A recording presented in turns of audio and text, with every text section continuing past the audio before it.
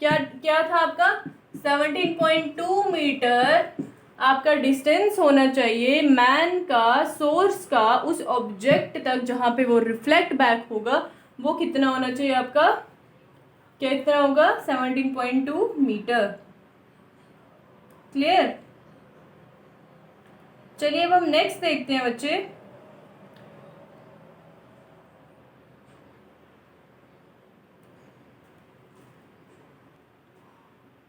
अब बच्चे आपके कुछ हाई ऑर्डर थिंकिंग क्वेश्चंस हैं, उनको डिस्कस कर लेते हैं। अच्छा, उनमें एक क्वेश्चन है कि फॉर एग्जांपल एक मैन किडनैप हो गया, ठीक है। A man is kidnapped blind folded, आंखें भी बंद हैं उनकी, and imprison in a big room, एक बड़े रूम में उन्होंने क्या कर दिया, उसको बंद करके रख दिया हुआ है। तो वो मैन जो है वो कैसे बताएगा कि वो कहाँ पे है? How could the man tell if he was in, वो कैसे बताएगा कि वो कहाँ पे है?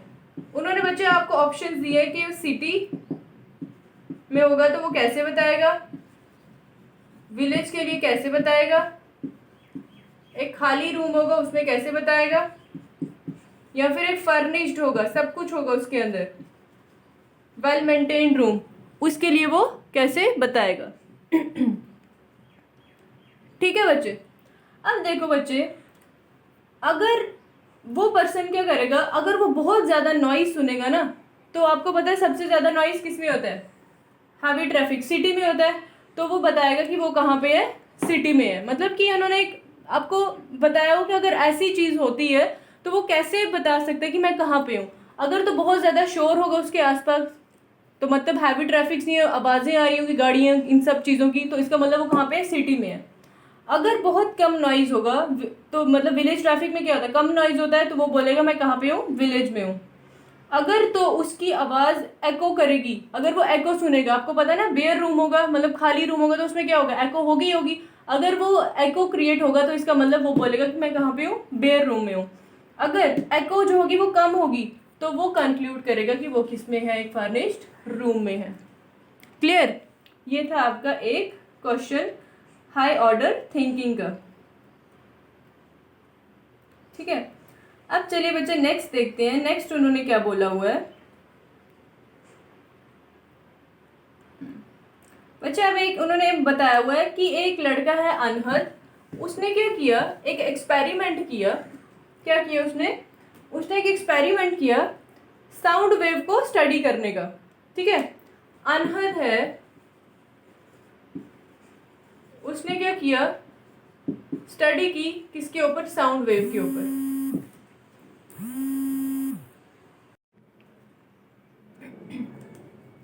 बच्चे इसमें क्या है आपका कि एक लड़का है अनहद, उसने क्या किया, साउंड वेव को स्टडी करने लगे। वो उसने क्या किया, एक लाउड स्पीकर लगा दिया। ठीक है। उसने लाउड स्पीकर यूज कर दिया साउंड को प्रोड्यूस करने के लिए, साउंड को निकालने के लिए उसने क्या किया, लाउड स्पीकर यूज किया। अब अनहद ने क्या किया, सिग्नल को ऐसे एडजस्ट किया कि लाउड स्पीकर पे जो आपकी साउंड आएगी ना, कि उसकी फ्रीक्वेंसी कितनी होगी, 20 हर्ट्ज। क्या कह रहा है वो कि लाउड स्पीकर के पे जो आपकी आवाज आएगी ना, उसकी फ्रीक्वेंसी जो होगी वो 20 हर्ट्ज होगी। अब हमने देखना है कि जो अनहद और ये लाउड स्पीकर है, अब ये बोल रहे हैं कि what happens to the air in between Anhad and loud speaker. Anhad और लाउड स्पीकर के बीच में जो एयर होगी उसका क्या, उसमें क्या होगा। और सेकंड है, एक तो ये क्वेश्चन है, और सेकंड है कि कैसे अनहद जो है वो अपने दोनों एयर्स में साउंड रिसीव करेगा, मतलब एक्सप्लेन करना उसको, how Anhad receive sound in both ears. ठीक है। तो फर्स्ट देखो बच्चे, आपका फर्स्ट है आपका the air in between Anhad and speaker vibrates with the frequency of, क्या होगा, ये वो लड़का है अनहद, यहां पे आपका लाउड स्पीकर, ये एयर है।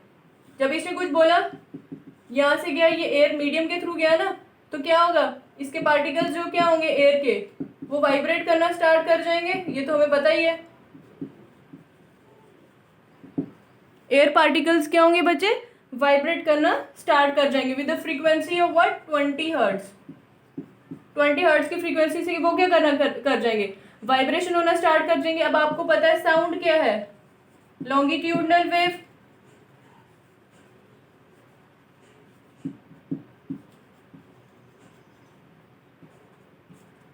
साउंड क्या है बच्चे आपकी, साउंड आपकी लॉन्गिट्यूडनल वेव है।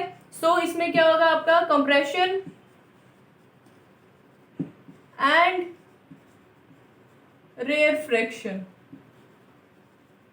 क्या होगा आपका, साउंड इज लॉन्गिट्यूडनल वेव, और इसमें क्या होगा, कंप्रेशन एंड रेयरफ्रैक्शन होगा। किसके बीच में, अनहद एंड स्पीकर के बीच में, है ना। कंप्रेशन एंड रेयरफ्रैक्शन ही होता है ना साउंड, जब एयर पार्टिकल वाइब्रेट कर रहे होते हैं, और वो कौन सी साउंड होती है, लॉन्गिट्यूडनल वेव होती है। तो कंप्रेशन एंड रेयरफ्रैक्शन होगा। आपको पता है कंप्रेशन क्या होता है, जिसमें आपकी density of particles is very much high as compare to the original, it is compression. And rarefaction में क्या होता है कि डेंसिटी ऑफ पार्टिकल जो होती है वो थोड़ी दूर दूर होती है, मतलब डेंसिटी कम होती है, होती है आपकी रेयरफ्रैक्शन। ये कंप्रेशन, इसी तरह क्या होता है, ये रिपीट होती जाती है, रेयरफ्रैक्शन, कंप्रेशन एंड रेयरफ्रैक्शन। क्लियर बच्चे, इसी तरह क्या होती है आपकी कंप्रेशन एंड रेयरफ्रैक्शन होती हैं वेव में, ये कंप्रेशन रेयरफ्रैक्शन।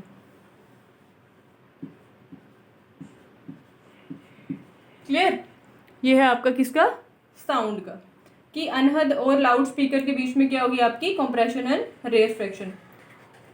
अब ये क्या बोल रहे हैं कि नेक्स्ट है आपका कि वो कैसे दोनों एयर्स में साउंड रिसीव करेगा। क्या होगा बच्चे, Anhad receive sound in the right ear by the sound wave transmitted directly from the loud speaker. अब जो राइट एयर में जो दो एयर है ना, एक राइट हो गया और एक लेफ्ट हो गया। अब ये कह रहे हैं कि जो राइट एयर से साउंड होगी ना, वो कैसे आएगी, directly by transmitted, directly by the sound wave. वो कैसे सुनेगा, डायरेक्टली जब आपकी साउंड वेव ट्रांसमिट होती है ना directly from the loud speaker, loud speaker से जब डायरेक्टली ट्रांसमिटेड होगी वो आपके कौन से एयर में जाएगी, राइट एयर के, अनहद के। और उसके लेफ्ट एयर में क्या होगा, he receive sound from sound wave reflected from the classroom, reflected from the class room. क्या है बच्चे इसमें, कि पूछा था उन्होंने कि अनहद के दोनों कानों में साउंड कब आएगी, कैसे आएगी। तो क्या है उसका आंसर, कि जो लाउड स्पीकर से डायरेक्टली निकलती है ना, ये लाउड स्पीकर है, जो लाउड स्पीकर से डायरेक्टली निकलेगी वो जाएगी उसके राइट एयर में, और जो आपके क्लासरूम से रिफ्लेक्ट होके बैक आएगी वो जाएगी आपके किसमें, अनहद के लेफ्ट एयर में। तो यही था आपका एक कॉन्सेप्ट, ठीक है।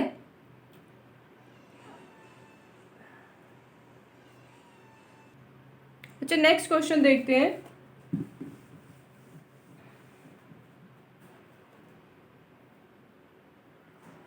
अच्छा, उन्होंने आपको ना 4 वेव फॉर्म्स दी हुई हैं,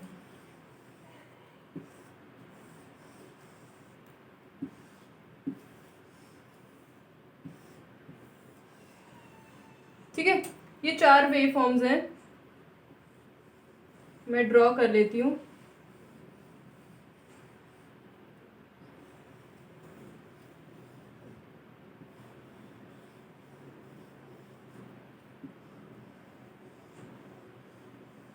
चलिए, ये ए, बी, सी एंड डी, ठीक है बच्चे। ये क्या है, आपकी वेव फॉर्म्स दी हुई हैं साउंड वेव की। अब बच्चे ये फर्स्ट क्वेश्चन पूछ रहे हैं कि विच 2 wave represent sound of same loudness and different pitch. क्या बोल रहे हैं कि कौन सी दो वेव्स हैं जिनमें आपको क्या लग रहा है कि लाउडनेस सेम है लेकिन क्या है आपका पिच डिफरेंट है। बच्चे लाउडनेस सेम होने का क्या मतलब है? लाउडनेस का मतलब एम्पलीट्यूड एंड पिच का मतलब है फ्रीक्वेंसी। तो इसमें आपको किसकी एम्पलीट्यूड जो है वो सेम लग रहा है? किसका एम्पलीट्यूड आपको सेम लग रहा है? डायग्राम में आपको इतना क्लियर शो नहीं हो रहा होगा, वेट, आप अपनी बुक से डायग्राम देखिएगा।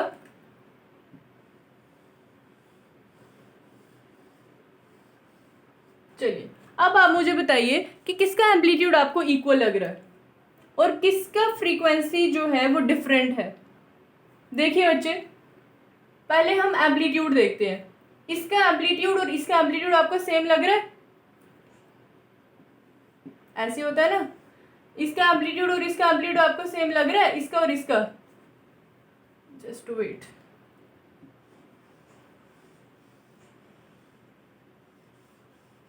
चलिए इसका और इसका एम्पलीट्यूड आपको सेम लग रहा है, लेकिन क्या है, फ्रीक्वेंसी क्या है, डिफरेंट है। फ्रीक्वेंसी इसकी है 1 2 3 4 5, इसकी 1 2 3 4। तो इसका मतलब आंसर क्या है ए का, कि आपका ए एंड डी जो है उसका जो एम्पलीट्यूड है वो एम्पलीट्यूड ये होता है ना बच्चे, ये एम्पलीट्यूड मैक्सिमम है ना, ये चीज़ जो ये चीज़ है इसको आप एम्पलीट्यूड बोलते हो, इस चीज़ को आप एम्पलीट्यूड कहते हो, ये एम्पलीट्यूड है।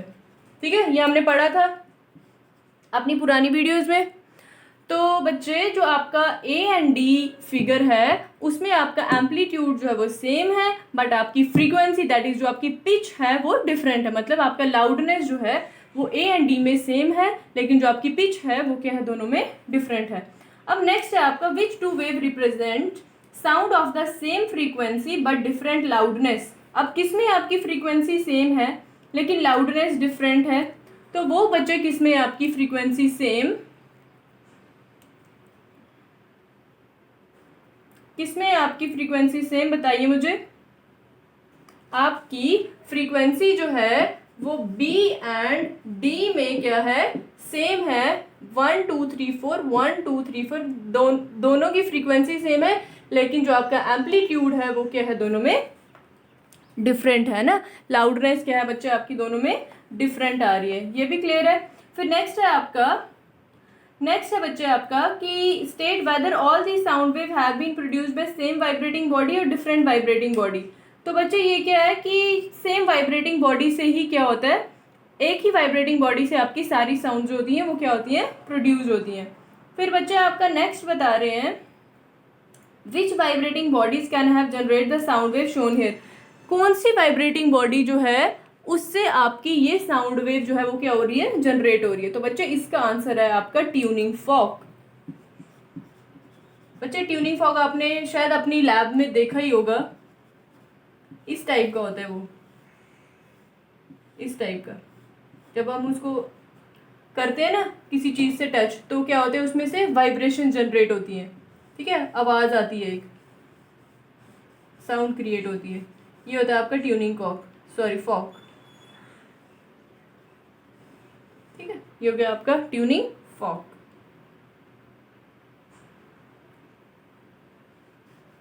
क्लियर। अब क्या है बच्चे आपका कि ट्यूनिंग फॉर्क एक ऐसा डिवाइस होता है जो क्या करता है, साउंड वेव प्रोड्यूस करता है डिफरेंट फ्रीक्वेंसीज एंड एम्पलीट्यूड की, है ना। ट्यूनिंग फॉर्क क्या होता है, एक ऐसी वाइब्रेटिंग बॉडी है, एक ऐसा डिवाइस है जो क्या करता है, डिफरेंट फ्रीक्वेंसीज और डिफरेंट एम्पलीट्यूड क्या करता है कि साउंड वेव प्रोड्यूस करता है। ठीक है, इसीलिए ये जितनी भी सारी साउंड वेव है ना, डिफरेंट फ्रीक्वेंसी डिफरेंट एम्पलीट्यूड सबका अलग अलग आपको शो कर रहे हैं साउंड वेव में, तो ये किसके कौन सी वाइब्रेटिंग बॉडी के थ्रू प्रोड्यूस होता है बच्चे, ये होता है आपका ट्यूनिंग फॉर्क की हेल्प से। ठीक है, आई होप आपको बच्चे यहाँ तक प्रॉपरली क्लियर होगा। बच्चे जो मैंने आपको पीडीएफ सेंड की है ना, उसमें जो आपकी डायग्राम्स जो होंगी ना, वो आप कहाँ से लोगे, वो आप लोगे अपनी बुक से।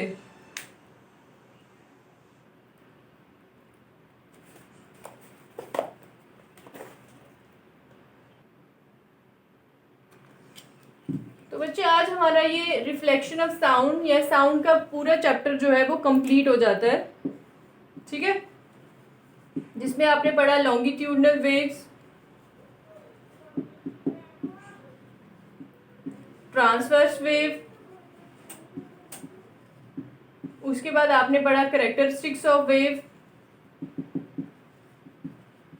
ठीक है। ह्यूमन एयर के बारे में पढ़ा आपने, रेंजिंग पढ़ी आपने, रेंजिंग ऑफ ह्यूमन एयर, ठीक है। फिर उसके बाद आपने रिफ्लेक्शन ऑफ साउंड पढ़ा अलग से, जिसमें आपने एको पढ़ा, रेवर्बरेशन पढ़ा, ठीक है। उसके बाद एको में पढ़ा कि मिनिमम डिस्टेंस कितना होना चाहिए उसका, उसके बारे में पढ़ा आपने। सोनार के बारे में पढ़ा, अल्ट्रासाउंड के बारे में पढ़ा, इंफ्रासाउंड के बारे में पढ़ा, ठीक है। इसी तरह आपने क्या किया, रिफ्लेक्शंस के जो प्रिंसिपल्स होते हैं, लॉ सॉरी वो पढ़े, laws of reflection of sound, laws of reflection of sound.